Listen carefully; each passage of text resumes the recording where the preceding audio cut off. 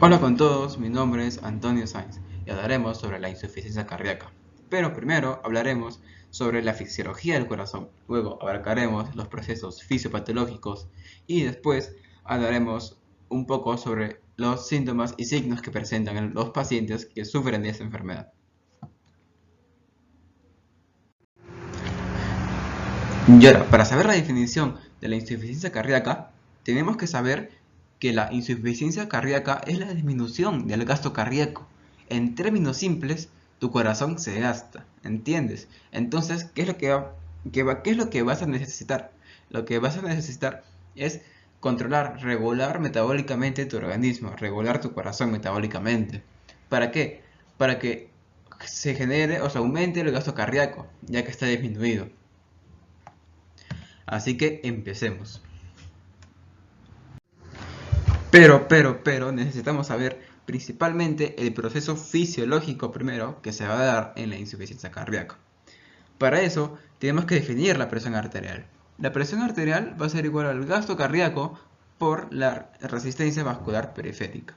Entonces, el gasto cardíaco, que es lo que se afecta, va a ser igual a la frecuencia cardíaca por el volumen sistólico. Y más peros, el volumen sistólico va a tener tres grandes componentes importantes y sustanciales: la precarga, la poscarga y la contractibilidad. ¿Qué es la precarga? La precarga va a ser la carga de volumen que se distiende en el ventrículo. En cambio, la poscarga va a ser la resistencia contra el ventrículo para que se expulse la sangre a los grandes vasos sanguíneos. Ahora, la contractibilidad. La contractibilidad va a ser la contracción que genera el corazón al momento de que hay un llenado, ¿sí? Ahora, recordemos también que la precarga está muy relacionado con la ley de Frank-Starling. Con la ley de Frank-Starling, ¿sí? ¿Y qué es la ley de Frank-Starling? Bueno, la ley de Frank-Starling va a ser la fuerza de contracción del músculo, del ventrículo. ¿Para qué? Para que sus fibras puedan elongarse, puedan estirarse. ¿Sí? Se pueden estirar y para que así aumente el volumen de llenado, o sea, aumente la precarga. La poscarga está muy relacionado con la ley de Laplace. Y la contractibilidad no tiene alguna relación con alguna ley. Pero tenemos que saber las tres cosas muy importantes. Que el volumen sistólico está relacionado a la precarga, poscarga y la contractibilidad. Y aquí, como podemos ver, la forma mecánica del corazón. ¿Cómo funciona el corazón mecánicamente? Podemos aquí apreciar la sístole y podemos apreciar la diástole. En este momento está en sístole en contracción y genera diástole en relajación, ¿sí? Entonces, ¿qué es lo que pasa en una insuficiencia cardíaca? Lo que pasa es esto. A ver, miren, van a ver acá. Con esto de aquí vamos a rayar. Y vamos a ver qué es lo que pasa. Lo que pasa es lo siguiente. Cuando hay una insuficiencia cardíaca, como les dije, la insuficiencia cardíaca es la disminución del gasto cardíaco, ¿sí? Entonces, el gasto cardíaco disminuye. ¿Y qué es lo que va a pasar? El corazón va a necesitar más fuerza. ¿Para qué? Para que acá, la sangre que baje de acá, se pueda contraer y pueda ser expulsada, ¿sí? Pueda ser expulsada hasta acá, hacia las venas, hasta a la circulación mayor o a la circulación menor, a cualquiera de las dos, ¿ya? Entonces, lo que pasa es que el corazón no tiene la fuerza necesaria para poder contraerse y poder expulsar la sangre. Y ahí es cuando se generan los mecanismos neuromorales o los mecanismos de contracción o aumento de las fibras cardíacas. ¿Qué es lo que quiero decir? Que el corazón va a generar mecanismos. Acuérdense, en todo proceso fisiopatológico, siempre el corazón va a tener que compensarse, va a tener que generar una compensación para estar bien, para estar estable, ¿sí? En fisiología tú sabes, el corazón actúa normalmente, vemos el proceso fisiológico del corazón en una manera sana, pero en la fisiopatología nosotros vamos a ver el proceso del corazón, la enfermedad del corazón y qué es lo que se genera o qué es lo que hace el corazón para poder estabilizarse, para poder estar estable.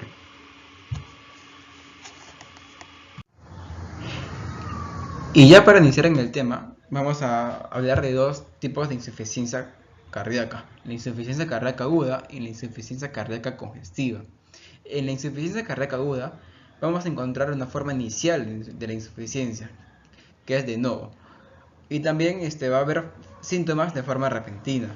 En cambio, en la insuficiencia cardíaca congestiva ya vamos a encontrar manifestaciones que van dando gradualmente, y es más que todo es más frecuente. Es por eso que vamos a hablar de esto. Vamos a hablar de la insuficiencia cardíaca congestiva más que todo.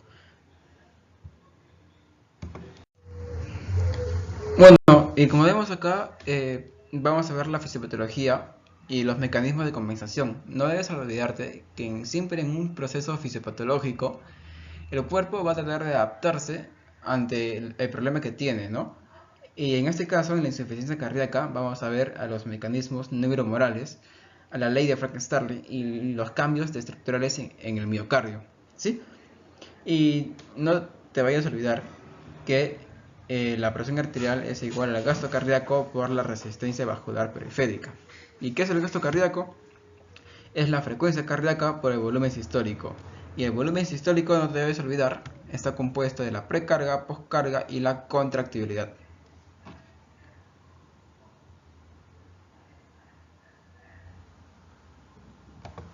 Y entonces entramos a los mecanismos neuromorales, que va a ser uno de los mecanismos de compensación del corazón. Y van a ser tres, se van a activar tres mecanismos neuromorales. ¿Y cuáles van a ser? El sistema nervioso simpático,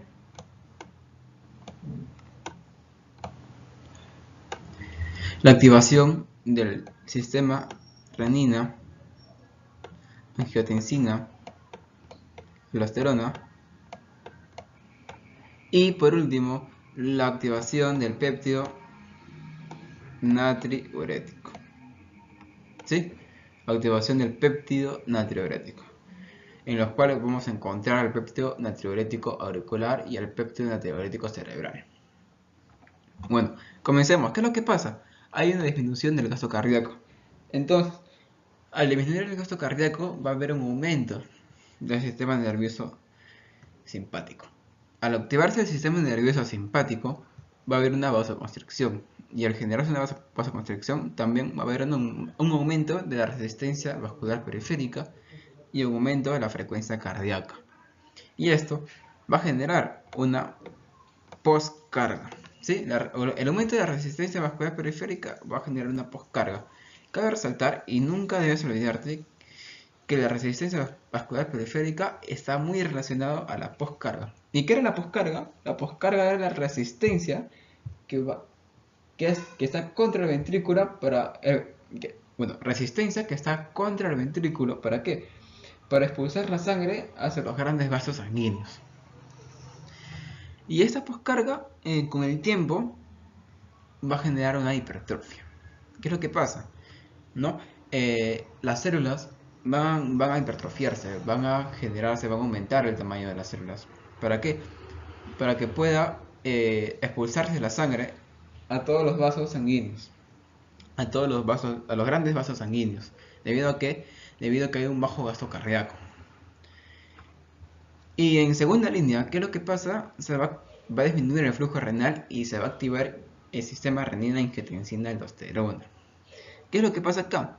Lo que pasa a principios es que en el sistema nervioso simpático, el excesivo aumento del sistema nervioso simpático va a activar una excesiva carga de catecolaminas, como la noradrenalina. Y al aumentar la noradrenalina va a haber un desgaste de los receptores beta 1. Y al haber un desgaste de los receptores beta 1, el corazón va a querer apoyarse de otro mecanismo, como es el sistema renina-angiotensina-aldosterona.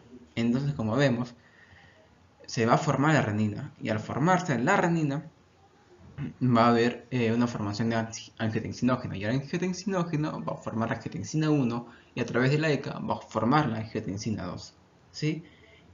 Y eso es lo que pasa. Lo que pasa también es que va a haber una reabsorción del sodio. Va a haber una reabsorción del sodio debido a que al aumento de la aldosterona, ¿sí? Al aumento de la aldosterona. Y esa aldosterona también va a generar un aumento de colágeno. Va a generar un aumento de colágeno, lo cual va a permitir haya una hipertrofia y se fibrose el corazón, ¿sí? Se fibrose y haya un remodelado. Con el tiempo prácticamente lo que estoy diciendo es que el corazón está cambiando geométricamente, se está cambiando la forma, la morfología del corazón, ¿sí? Y también va a haber una reabsorción de agua. ¿Y quién reabsorbe agua? La reabsorción de agua se va a encargar la vasopresina, ¿sí? Entonces se va a activar la vasopresina, se va a activar la aldosterona y va a generar un aumento de la precarga. ¿Y qué era la precarga? La precarga iba a ser prácticamente la carga de volumen que se distiende en el ventrículo, ¿no? Y esto va a generar una dilatación. ¿Qué es lo que quiero decir? Que al aumento del volumen que se va a generar, va a haber un aumento de volumen. Esto va a generar una distensión en los músculos, una distensión, y va a haber una dilatación de los músculos, ¿sí? del miocardio en sí. Y igualmente va a generar una disfunción ventricular. Pero, llegando al péptido natriurético, el péptido natriurético va a ser lo opuesto, va a ser todo lo opuesto a lo que yo estoy diciendo. Va a ser todo lo opuesto a lo que hace el sistema nervioso simpático, que es la vasoconstricción, a lo que hace el sistema renina-angiotensina de aldosterona, que igual de otra manera hace una vasoconstricción, ¿no? El péptido natriurético va a ser lo opuesto. Al ver que el corazón, el corazón mismo se da cuenta, ¿no? Que le está fregando, ¿no? Que al activar estos sistemas se está fregando. Entonces va a querer vasodilatarse. Entonces, al vasodilatarse, va a generar el péptido natriurético auricular y el péptido natriurético cerebral. ¿Y qué es lo que va a hacer? ¿No? Esto, como digo, va a dilatarse y mayormente esto se diagnostica, no, mejor dicho, se receta al paciente, ¿no? Se receta fármacos, actualmente se están recetando fármacos, ¿para qué? Para inhibir la neprilicina. ¿Y qué es la neprilicina? Va a ser una enzima que degrada este péptido natriurético. Entonces nosotros queremos que esto esté permanente. El péptido natriurético, esta proteína, esté permanente. Entonces se va a aplicar fármacos que van a inhibir la neprilicina, ¿no? Y también se aplica fármacos como cuáles.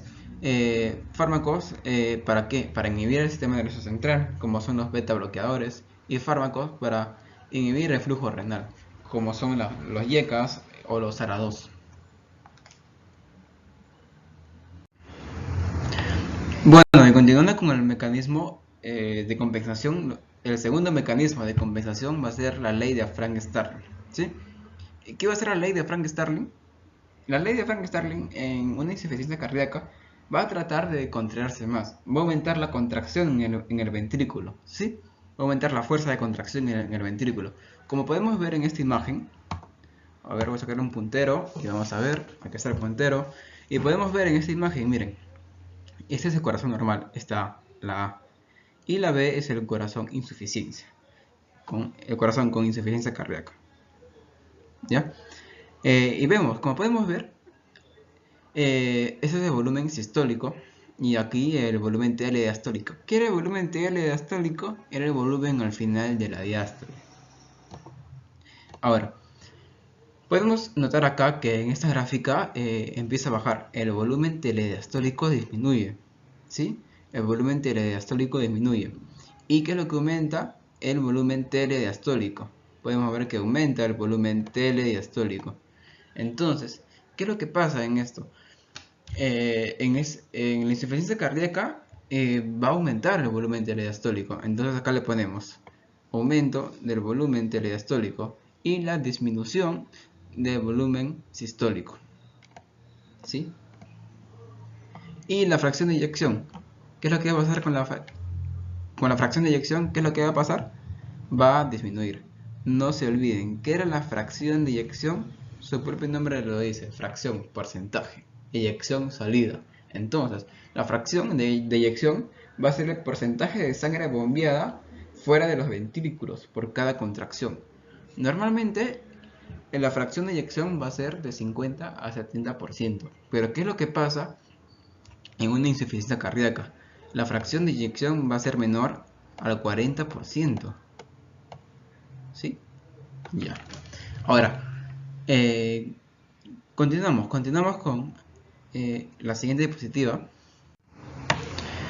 Y tenemos acá la ley de Frank Starling. Aquí he puesto un dibujito para que tengan una idea de forma mecánica qué es lo que pasa. Como vemos, acá llega la sangre. La sangre llega por acá. Bueno, de la vena cava superior, de la inferior. Y llega de acá de las venas pulmonares. Estas son las venas pulmonares. Llegan de las venas pulmonares. Y llegan acá. Pasan a la aurícula, al ventrículo derecho. ¿Para qué? Para que puedan contraerse y generen una eyección, ¿sí? De la sangre, la salida de la sangre. Entonces, ¿qué es lo que va a pasar? En una insuficiencia cardíaca va a disminuir esto. El corazón no va a poder contraerse adecuadamente. Y al no contraerse adecuadamente, no va a poder salir la sangre adecuadamente, ¿sí? Entonces, ¿qué es lo que pasa? Disminuye la fracción de eyección. No se olviden, disminuye la fracción de eyección. ¿Sí? Disminuye la fracción de eyección. ¿Y qué es lo que aumenta? El volumen diastólico, o sea, el volumen al final de la diástole. O sea, se almacena, hay un almacenamiento de volumen en la, al final de la diástole. Por eso va a haber un aumento del volumen telediastólico. ¿Sí? ¿Y qué es lo que pasa? También va a aumentar. Al aumentar el volumen telediastólico, o sea, el volumen al final de la diástole, va a aumentar el volumen del corazón en los ventrículos, ¿sí? Entonces va a haber un aumento de volumen sistólico, ¿sí? Y este aumento de volumen sistólico va a generar ¿qué? Una disfunción sistólica, exactamente, sí, una disfunción sistólica, que va a ser ¿por qué? ¿Por qué? Porque disminuye la fuerza contráctil, entonces hay una disfunción en la sístole, o sea, no se puede contraer bien el corazón no se contrae bien. ¿Y qué es lo que es el corazón para poder compensar esto? Como les dije, activa mecanismos neuromorales, y aparte de activar mecanismos neuromorales, aumenta la contractibilidad del corazón, entonces el corazón va a tratar de hipertrofiarse, va a tratar de generar masa muscular, ¿sí? Va a generar masa muscular y se va a hipertrofiar. Pero esto a la larga va a generar un problema. El corazón se hipertrofia y va a cambiar la morfología del corazón. El corazón va a ser diferente. El corazón va a ser más grande. Su geometría va a cambiar. Como vemos acá, el corazón está hipertrofiado. Y va a haber dos tipos de hipertrofia. Una hipertrofia concéntrica y una hipertrofia excéntrica. La hipertrofia concéntrica más que todo va a estar relacionada a la sobrecarga de presión y a la presión sistólica, en la cual va a haber un aumento del grosor. Pero en la hipertrofia excéntrica más que todo está relacionado a la sobrecarga de volumen y la presión diastólica. Y esto de acá se va a dilatar, va a haber un aumento de la longitud del corazón. Como podemos ver acá, en esta imagen a nivel patológico, podemos ver la hipertrofia concéntrica y la hipertrofia excéntrica, ¿sí? La concéntrica, no te olvides que va a ser por aumento de presión, y la excéntrica por aumento del volumen, ¿sí? Increíble, ¿verdad? Y ahora, como vemos en la insuficiencia cardíaca izquierda, podemos ver que hay una alteración en la parte izquierda del corazón. Sin embargo, el corazón derecho sigue bombeando normalmente, ¿sí? ¿Y qué es lo que va a pasar acá? Lo que va a pasar acá es esto. A ver, vamos a ver un marcador, un resaltador. Ya. Lo que va a pasar es esto. Lo que va a pasar es que va a haber un aumento de la presión capilar, ¿sí? En los pulmones. Entonces, cuando hay un aumento de la presión capilar, qué es lo que va a pasar? Va a haber un trasudado, ¿sí? Va a haber un trasudado. Va a haber un trasudado. ¿Y qué es lo que va a generar? Va a generar una insuficiencia retrógrada. Y esta insuficiencia retrógrada, ¿qué es lo que va a generar? Va a generar edemas, va a generar complicaciones, una congestión vascular. Inclusive puede llegar hasta la muerte. ¿Y cómo se manifiesta esto en el paciente? Se manifiesta a través de la disnea, la incapacidad de poder respirar, ¿sí? También en la ortopnea. ¿Qué es la ortopnea? La ortopnea va a ser más que todo la incapacidad de poder respirar cuando estás echado, ¿sí? En forma echada. Y la disnea paroxística nocturna es lo mismo, va a ser la dificultad de respirar, pero cuando estás durmiendo. ¿Y qué es lo que se recomienda? Se recomienda poner almohadillas en las espaldas y prácticamente para que duermas sentado, ¿no? Mayormente los pacientes que tienen esta enfermedad, la insuficiencia cardíaca izquierda, duermen sentados, prácticamente duermen sentados y no se pueden echar, ¿sí? Y bueno, tenemos también el edema agudo de pulmón.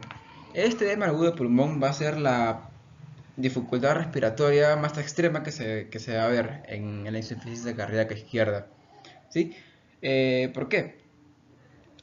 Claro, porque te puede llevar a la muerte, sí. ¿Y qué es lo que pasa? Incluso se genera una hipoxia tisular. Sí, se genera una hipoxia tisular.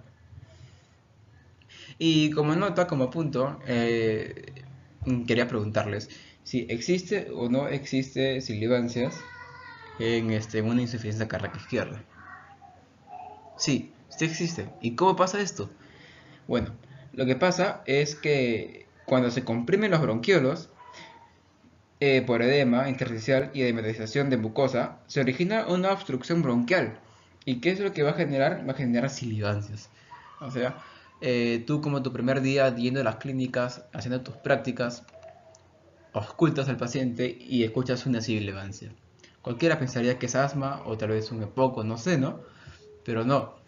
En las sibilancias también pueden generarse por la insuficiencia cardíaca izquierda y se le va a llamar asma cardial.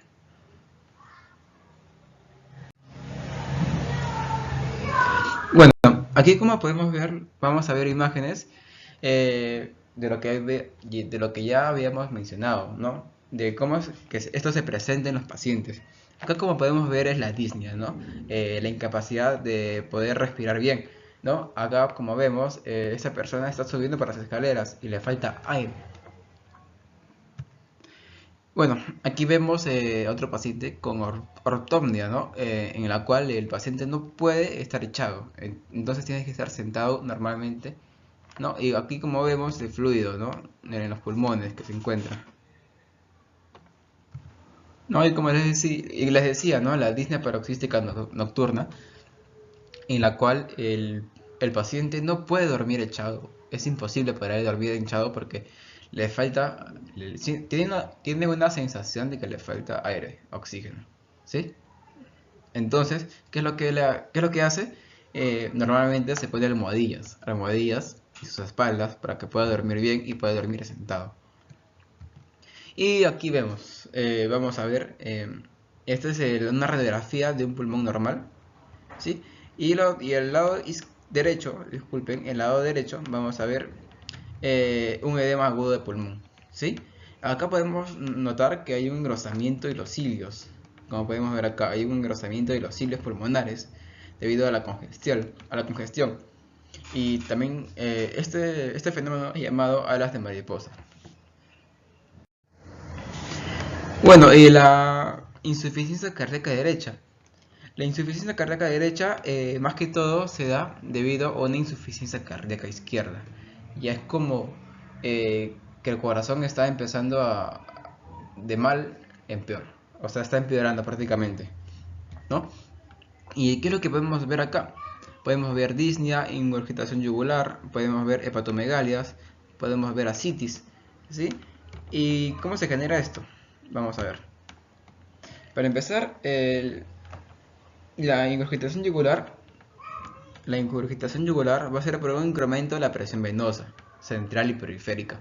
Y también se va a generar edemas en los miembros inferiores, ¿sí? También vas a tener una sensación de fatiga, de cansancio, debido a que no hay un adecuado intercambio gaseoso. También, bueno, la hepatomegalia. ¿Sí? Hepatomegalia más que todo se da por aumento de la presión en las venas lobulares. Y esto va a generar una ascitis.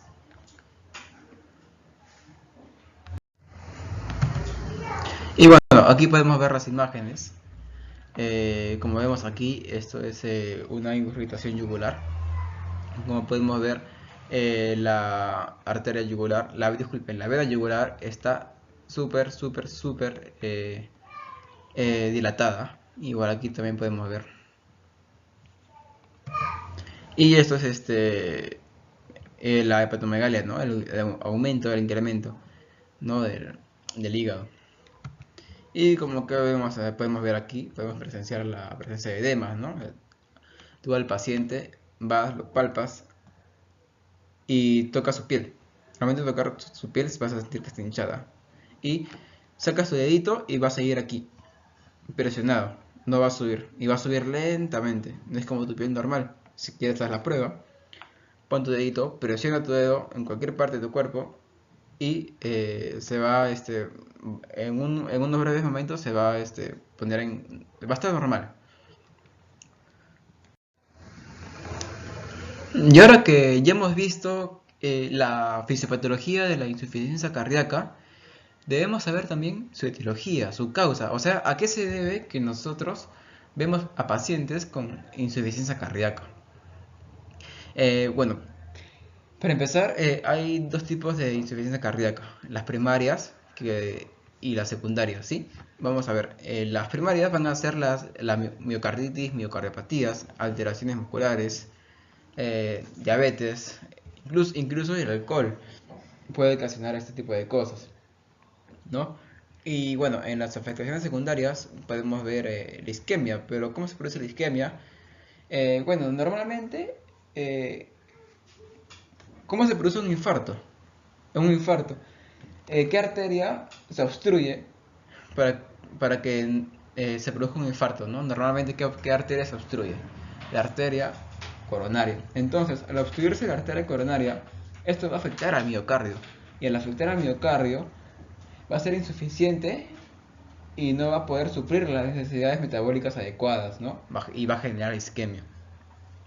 Bueno, también tenemos EPOC, enfermedades sistémicas, depresión por drogas, enfermedades genéticas, ¿no? Bueno, una de las alteraciones que es por drogas va a ser más que todo los fármacos quimiotera- quimioterápicos. ¿Qué hacen los fármacos quimioterápicos? Los fármacos quimioterápicos van a, más que todo, van a generar una dilatación y una insuficiencia, lo cual va a disminuir la capacidad contráctil del corazón. Y bueno, las causas más frecuentes, incluso he dejado esta diapositiva súper grande para que pueda ver cuáles son las causas más frecuentes que nosotros encontramos en una insuficiencia cardíaca, que va a ser la hipertensión, las cardiopatías isquémicas y las valvulopatías. En pacientes ya diagnosticados con insuficiencia cardíaca, a veces llegan a descompensarse nuevamente. ¿Y qué es lo que pasa? Esto se debe a que el paciente ha incumplido el tratamiento médico, no ha hecho caso o ha dejado, se ha olvidado de tomar, ¿no?, los medicamentos como los YECAS, los beta bloqueadores o los ARA2. Inclusive en, hay un aumento de ingesta de líquidos. ¿Qué es lo que pasa? Que hay pacientes que tienen años diagnosticados con insuficiencia cardíaca y no saben que deben restringir la ingesta de líquidos. ¿Y qué es lo que pasa? Reingresan nuevamente a emergencias debido a una sobrecarga de volumen.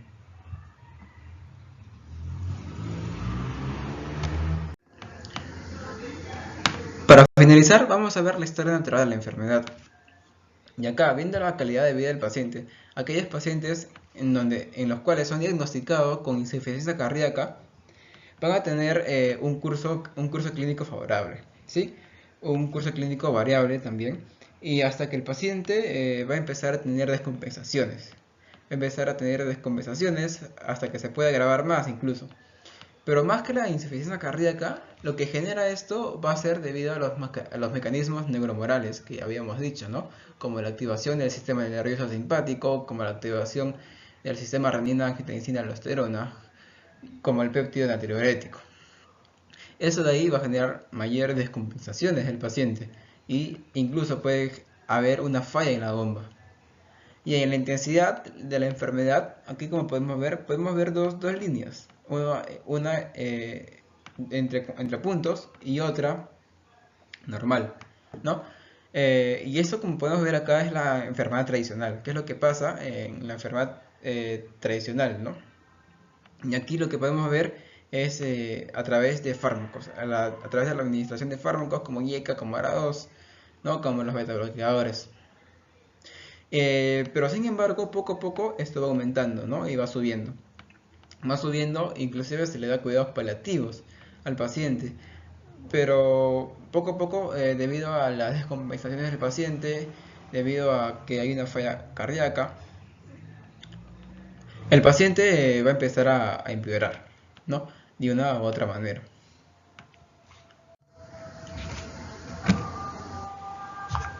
Bueno, espero que hayas entendido y hayas escuchado. Es un pequeño aporte de lo que sé. Y muchas gracias por haberme escuchado.